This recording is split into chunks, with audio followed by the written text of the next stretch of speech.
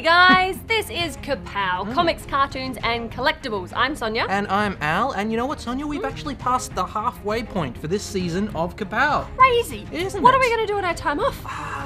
We're Gonna read more comics. Yeah, that's exactly what we'll do. Yeah, I know. But you know what? We don't have to worry about No, that we don't. for some time yet. Yes. There's plenty more episodes to go, including this one, where we'll be looking at Revival, a new one from Image Comics. Yes, indeed. Now, Smash is a massive anime festival that happens here in Sydney every year, and we sent Ray to have a look, and he's brought us all the colour and costume back. That's going to be awesome. It's exciting. And added to which, I'm very excited, it has finally arrived. It has arrived and arisen. The Dark Knight Rises. Yes. We will be showing you some of our thoughts and feelings, of which there were many, from the King's Comics preview screening that we went to. But before we get into any of that, let us have a look at Game of Thrones. Ooh. Yeah? Yeah. Okay, cool.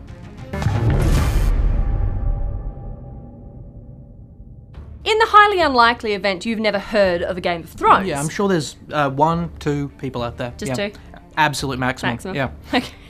Well, for you 2 people out there who've never heard of it, A Game of Thrones is the first book in a series called A Song of Ice and Fire, written by George R.R. Martin. Yeah. It is a sprawling, epic fantasy series about murder and intrigue and violence and dragons. It's just so you can see why Sonya likes it. Now, more recently, it's also been a TV series produced by HBO, which a lot of people have known. It's very popular. Very popular. Very awesome. It's even come to the world of computer games as well. Absolutely. And now it has been adapted into a graphic novel by Daniel Abraham. And that's where we come in. It is indeed. Indeed. Now, it's weird coming to a graphic novel that you actually know the story of already. And it is so well loved globally as well. It's kind of weird. I mean, I found myself looking at it in a way that I was seeing what the adaptation was, rather than seeing it as a story in itself.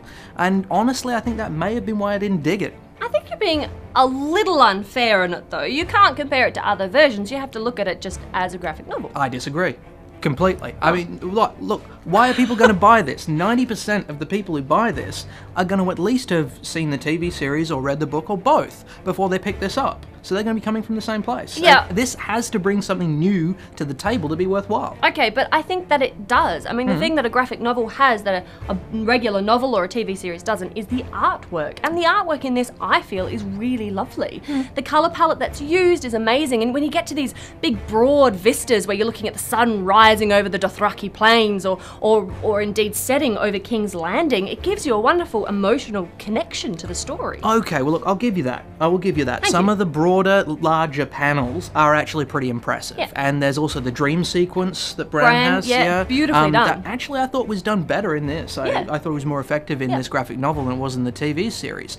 That said, looking on the flip side, I think Tommy Patterson's work works a lot better when it's static. Okay. This is a graphic novel, but we're getting to the point when there's action or when there's dynamic motion, it ends up looking kind of stilted and ungainly to me. I do know what you're meaning, but I think it only happens in like a couple of panels. Overall, I think that the artwork is really strong. And like I said before, the colour palette in this is amazing. You get these beautiful whites and blues and greys when you're in the frozen north, and then you go down into the warmer south, and it's completely different as you go through. And this may be a weird thing to point out, but the horses in this are done absolutely beautifully. Is that something you look for in graphic novels? When as there's a rule? horse, yes, Oh, not okay, just generally. Okay, that So when makes there's more a sense. horses are actually incredibly difficult creatures to draw and draw well. It has undone many an artist, but I think Patterson did a really beautiful job at these Dothraki horses. Okay, well, look, I'll take your word on Thank that. you. I'm not really a horse aficionado. Okay, now really, the story is honestly a bit too broad for there to be any real point in us going into it. I mean, and added to which, as we said, a lot of people are already going to know it, at least a little bit, so we won't bother on that. But in terms of how it was told in this adaptation, I mean, how did you like that? I thought it was told really, really well. I think it had a really, really good pace. It kind of kept you moving throughout all the craziness. And there is a lot of craziness. There's a lot of characters. Sure. That are a lot of countries and places, and you never felt confused, though. Well, I certainly didn't feel confused. I knew exactly what was going on and who I was kind of pinpointing on. And it is a great story. I mean, whether you want to credit that to the adaptation or indeed to the original story is entirely up to you. They're both amazing from my point of view. Now, Al, on that, if you hadn't read the books or seen the TV series, what would you have thought of it? I probably would have really liked it. Exactly. You know, so I do see your point. I do see your point, but the fact is, a lot of people are going to be coming from the same place as me. You know, they are going to be they can't divorce themselves from what they've already seen. True. This story has been told a couple of times already, and it's been told better than in this. I really wanted this to embrace its media a little bit more, you know, really. I didn't think the artwork really did its job. I thought some of the faces were a bit off. Some of them were similar, but it didn't annoy me. Okay, and as I say, I still don't think the motion was captured very well either. Honestly, I wish they had actually gone in a completely different direction, done a prequel or a spin-off or something like that. And inspired by. Yeah, the fact is, I don't feel this brought enough new to the table to actually justify its existence. The story has been told already, it's been told really well. I'm gonna have to bury this one. I just don't see the need for it. I can't believe you buried it. Well, Horribly had harsh. to do it. I have to be honest. No, okay, and I do understand where you're coming from, but for me, I really enjoyed reading this and looking at the art, and that's what it comes down to. So I think the character models were amazingly done. I do see a point with the faces and the movement. Some of it was a bit stayed maybe and a bit weird, but overall I thought it was beautifully done, and I'm going to give this one a buy. I mean, call it Game of Thrones withdrawal if you like, because I am hanging out in the next one. The twitches. The shakes. But I do think that this is a nice kind of addition to the Game of Thrones world, and I like going back to Westeros regardless of where it is. Okay, fair enough.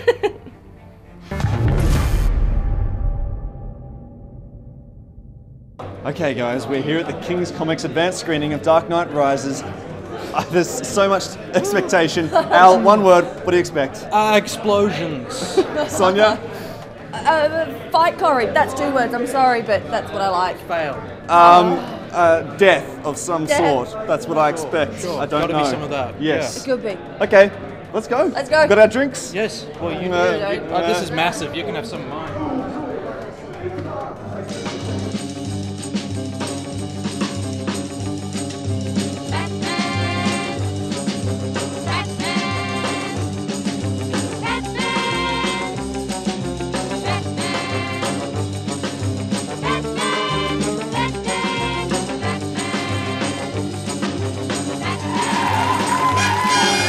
Alright, we just saw Dark Knight Rises, the end of the trilogy. Oh my goodness. What do we think of the story, guys? Oh, it was a hell of a ride. Yeah. It certainly was. Was indeed. I really enjoyed a lot of the story elements. I'm still feeling like we missed out on the best of Batman, though, overall, in terms of looking at the trilogy as a whole.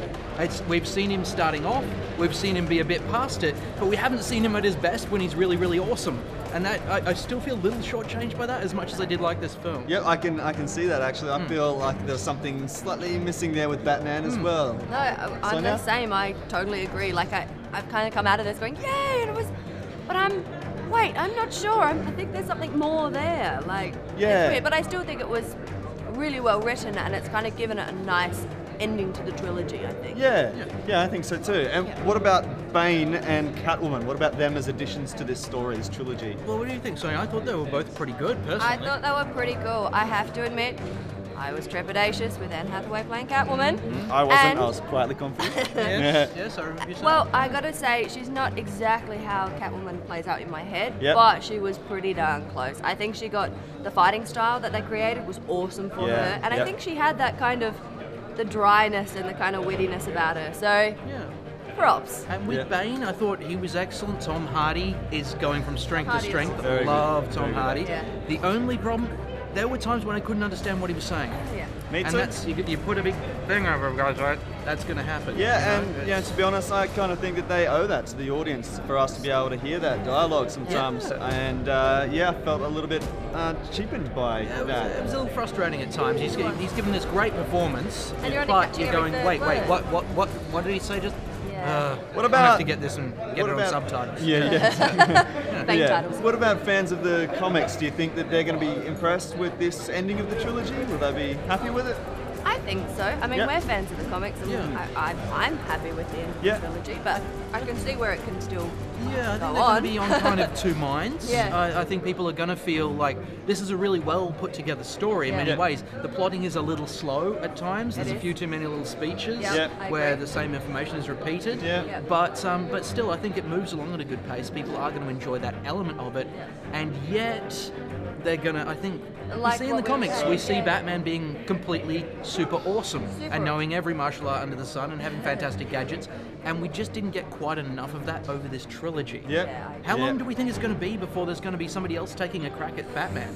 I have no idea. Who would It's be got to be a brave while. enough? It's got to be a while. I think they'll stay off of it for a couple For of a years. few years, yeah. Maybe 3 years. Easily. But 3? we expect another reinstallment. Okay, Yeah. I'll Yeah, set another that. reboot. Nice. Something's going to happen. Yeah. They could even do a 4th, imagine. Oh, that'd be interesting. They've certainly left it open. Yeah. Well, I don't not know. that we want to say anything. Okay, well, that's what we think of Dark Knight Rises. What do you guys think? You can hit us up on our social media pages, Facebooks and Twitters, and we can discuss this at length with you guys. But no spoilers, please. Yes, no spoilers, remember. Yeah, we don't want to do that to people. Oh, I barely made a dent in this. I had Yeah. a huge amount of code. Why should I it need to help? go to the bathroom. You know, I was really excited before, and it really lived up to the hype, I thought. Visually, it's amazing. It's you come out of the movie trying to get your eyes back into focus. It's so incredible. It was brilliant. You know, I was talking to a friend today, and he was saying this is going to be the best film trilogy of all time. And I told him about Star Wars. I told him about Lord of the Rings. But this is probably the best superhero trilogy of all time, I'd have to say. I don't think anything could top this, you know. First of all, I'm sorry I'm so tired. It's like 3 a.m. But that was like the most satisfying installment in a series of films I think I've ever experienced. There were so many moments where your hope was just dashed and then brought back up again. It was exhausting. It's just all real, the whole film. It has a great feel. All the actors were really well cast. Anne Hathaway almost steals the film, I think. Joseph Gordon-Levitt, very good as well. So is Tom Hardy, totally excellent bad guy. Sound design, brilliant. You know, Christopher Nolan, brilliant director. And I just think it brought the series together nicely, particularly going back to the original film. Christian Bale, once again, is pretty brilliant as Batman. But I'd love to go see it again. It was, it's definitely one of those films. The story, it's so engaging. You want to go back and maybe see those things that you missed. So yeah, it was really, really good. Yeah. Christopher Nolan's films with his music and combination of action and sound in general just make me have a really great experience. I think I'm going to need a couple of days on this one. I think, Bane's stuff was, I couldn't hear or understand him properly a lot of the time, so I think I might have to see it a second time and fine-tune my ear to like his character and just like block everyone else out and go, right, let's really focus on what Bane's trying to do here. But I thought in general though, there's some amazing parts to the film. The Avengers and Spider-Man were really good this year, but none of them surprised me like this movie did. And there were some really good twists and turns. I felt like the writing was really strong, which is often neglected in a lot of films, especially Spider-Man, unfortunately, like the writing. So no, it was really good and surprisingly an adequate end to, and really, I wouldn't say it topped The Dark Knight, but I think it went in a completely different direction, something of a larger scale. Was a really good end to the trilogy.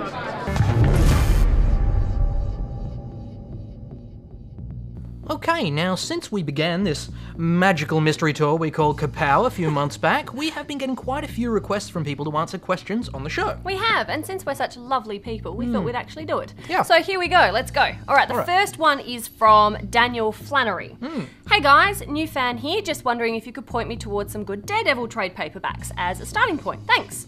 Well, Daniel, we most certainly can do that. Yeah. Now, as far as Daredevil goes, there are a lot of stories out there, but you cannot go past good old Frank Miller's volumes 1 to 3. Sure. I mean, this is golden era Miller. It's amazing. You can't beat it. You can't beat it. Yeah. Another good one to check out is The Fall of the Kingpin by D.G. Chichester. Not bad at all. That's a good one. And one of my personal favourites, which is Jeff Loeb and Tim Sale's Daredevil Yellow. That entire series I actually really love. You and that team. You I like know, those two guys. They're Yeah. amazing. Yeah. If you're after something that's a little bit different, a little bit left of field there, check out the Noir series that Marvel did. Daredevil Noir is Matt Murdock in Hell's Kitchen, but it's Prohibition era New York, so it's really interesting. It's quite different. Yeah, the whole noir thing in the Marvel characters was quite cool. Yeah. It's worth a look for any of them. Now, next we have long-term Kapowian Blake Jarvis has asked, what are some of the best Green Goblin stories, apart from the classic Death of Gwen Stacy storyline? So it's a very good question. Now, there have been a few different Green Goblins over the years, as along with hobgoblins, demogoblins, various other kinds of goblins everywhere. It's an epidemic. But we're assuming that you're talking about Norman Osborn, the original Green Goblin. So in his case there, I would suggest checking out The Revenge of the Green Goblin by Roger Stern. That's possibly the creepiest the Green Goblin has ever been. You can also look at the Marvel Knights Spider-Man Volume 3 by Mark Millar. He has an interesting take on him as well. Or if you want, again, something a little bit different, you can have a look at a post-Civil War Marvel one, Thunderbolts, which was written by Warren Ellis, where Norman is actually leading a team. Interesting. You never thought about him as a team player. No, it does not play well with others, kind of thing. No, pumpkin bombs them. Anyway, if any of you guys have questions like that, or something completely different or random, but not too random, we don't know a lot of carrying weight things. of a swallow, that kind of thing. We don't know. Get in contact with us on Twitter. At Kapow Comic Book is what you're looking for. Ask away, and we will do our best to do your homework for you. Yes, we will indeed. Now, as we mentioned before, Smash is an anime convention that takes place here in Sydney. Indeed, and every year it is getting bigger and bigger. So we figured who better to send like a hyped up child on red cordial but Ray. Who he else? goes running around there. I can just imagine him like Kermit the Frog.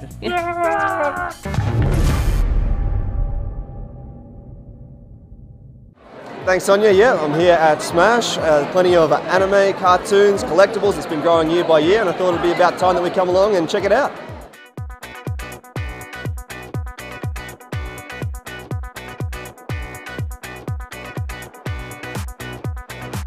Okay, I'm here with Thomas, who's the president of Smash. Thank you for taking your time to speak with us today. Thank you for coming. So, how did Smash come about? Really, we just wanted to have, we wanted to make an event that we would want to come together and enjoy. It's something that anime fans and people who wanted to get together and dress up on cosplay could get together and share.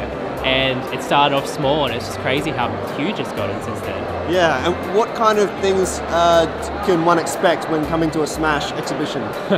I think one thing that you often see is just an incredible amount of people in costumes. Yes. Most people who come to our events are from really obscure series, so they have to make the things themselves. Yeah, wow. In addition to that, we have a lot of people we fly over from Japan who are guest stars. They make who are the voice actors from series. Yeah, right. Yeah, how do you choose those guests to come over? Because there must be hundreds to choose from. So yeah, it's tough because we can only get 2 to 3 a year, really. Yeah. But really, we just try to look for people that have been in recent things and things that people are huge fans of, and if they can cover, if they've done a number of roles in different things, then that's what we try to aim for. And what's the future of Smash? What aims do you have for this exhibition? Well, really, we just wanted to keep growing larger. Not for the event, but really just to make the community larger itself. And have you thought about a 2 or 3 day event kind of thing? Yeah, that's definitely the plan. At the moment, we want to run a 1 day that's excellent before we run in a weekend that we're not happy with. Good idea. And as soon as we feel like we're confident enough that we can run a really great weekend, that's what we're going to do. Okay, and what about your personal favourite anime and or character? For me, I've always been a huge fan of the series Cowboy Bebop. Ah, yes. Excellent. Yeah, a great blend of music and actual animation. Have you ever thought of dressing up, cosplay? I have, but I haven't done it for a long time now. Okay. Well, thank you very much for taking time to talk with us today. Thank you. It's been a pleasure. Thank you. Thank you.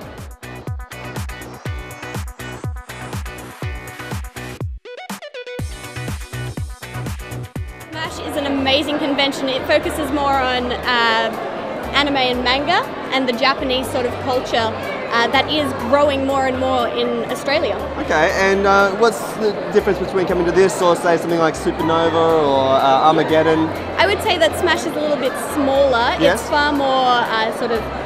It's a niche orientated? Yeah, it's very niche. It's very niche. So whereas at Supernova you might find lots of pop culture nerds, lots of stormtroopers and that sort of thing, here you'll find more anime characters. It's a bit more feminine, isn't it? Exactly, here as well? exactly. Yeah, and who have you come as today? I've actually created a dress of my own creation based off the... It's amazing. Thank you so much. It's based off the anime The Rose of Versailles. And you're a big fan, obviously? Yes, obviously. Yeah. Yeah. So you follow anime as well? I do follow a little bit of anime. I personally am more of a comics fan, bit of a DC nerd. Oh, yes. But definitely anime and manga, a little bit of that inside there as well.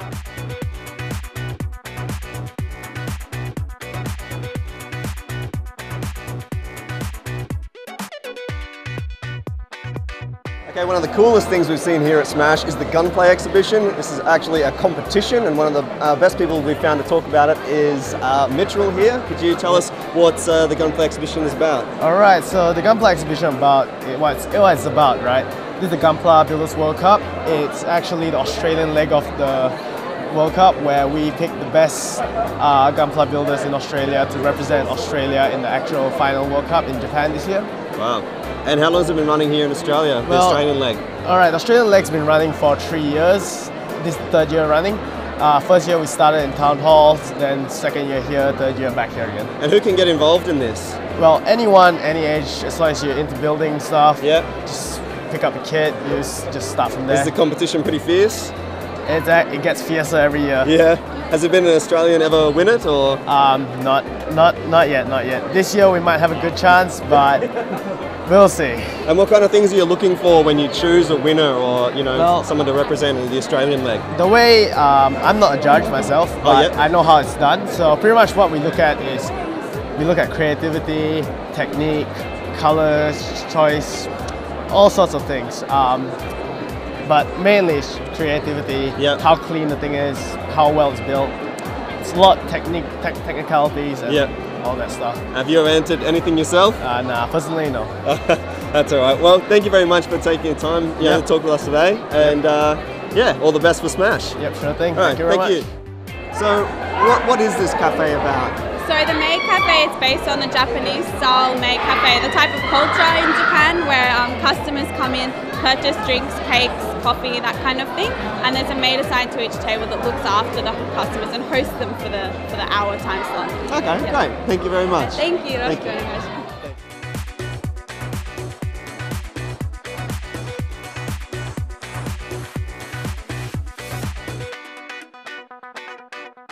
Okay, so I only set myself aside a limited budget for today because there's so many things I do want to get, but I decided to have a look at this figure in particular. This is what I'm taking home. It's Asuka Langley from Neon Genesis Evangelion. You see, she's a fantastic character. She's sexy, she's sassy. Actually, Yuko Minamura, who voices Asuka, is here at Smash as well, so it's very exciting. Hopefully I can get something signed by her as well. This figure, it's nice, it's a good pose, it's cute, reasonably priced, $120. Get it here from Animated Abbotsford. So yeah, this is a great figure. It's from a very, very good series. It's a bit difficult to get into, but stick with it. It's fantastic. Yes, this is a definite buy from me. I wouldn't pass this one. So, all right, keep your eyes peeled next time you're at Smash.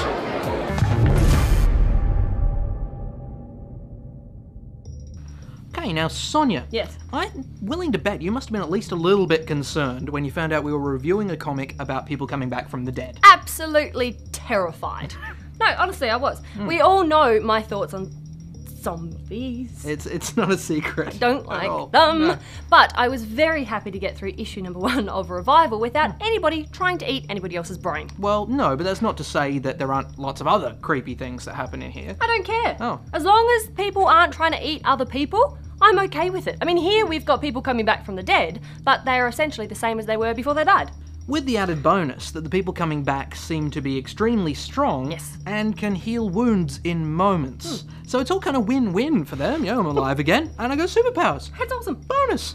But it couldn't all be positive, could it? No. Otherwise that would be a really boring comic. It would be incredibly boring, but luckily there is enough creepiness in this to keep you reading. Yeah. Now, the phenomenon of the revival happens completely in Rothschild in Wisconsin, which in itself is kind of weird. The localization of it, This is one town. I mean, so is it a sickness? Is it the start of the rapture? Is it aliens? It's aliens.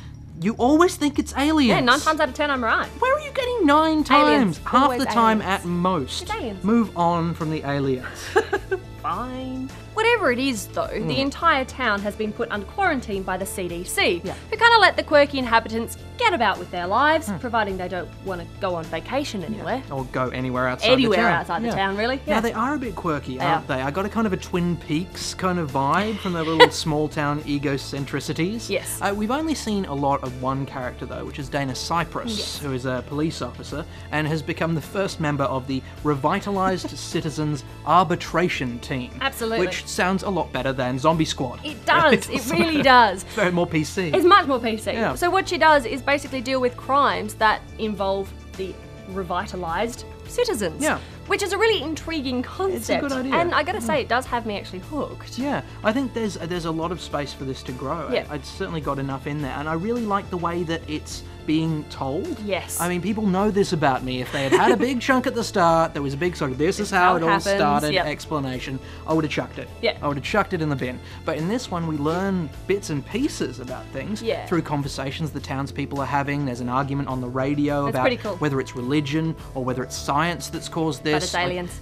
Enough with the. You know what? I bet you $5 it's not aliens. Oh, you are on. On. Done. Okay. You're gonna lose $5. Yeah, we'll see. Talk about the artwork. Fine. The artwork in this is pretty phenomenal though. You do get this wonderful kind of chill as you go through this book. Just the way that they've done it. You've got the breath, you've got these cold colours. It's pretty cool. Yeah, the overall colour palette really has Amazing. that feel, doesn't it? Yeah. And I think added to which Mike Norton's composition is just great in pretty much every frame of this. I mean, there's rarely an inch wasted, and often the background is as interesting as the foreground. That's very true. He does a really good job. The whole colour palette, you're right, it's all good. It's pretty amazing. And I gotta say, this has done exactly what I want a first issue to do. You know, it's given me enough information about the characters that I care what happens to them. Sure. And it's put enough kind of mysteries and weirdness in there that has got me so hooked that I need to read the next one. I need to know what's going on. It's a good thing to do. Yeah. I gotta say, Revival has done the impossible. I actually want to read a series about people coming back from the dead, which I never thought was gonna happen.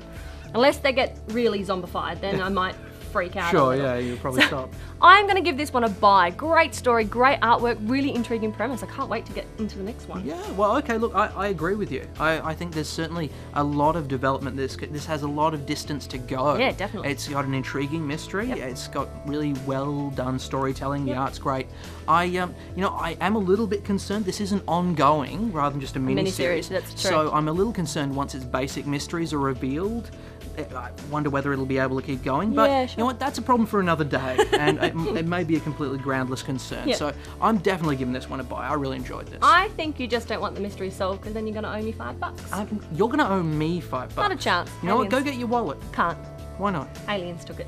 Hey, you know what? I'm going to go find your wallet myself.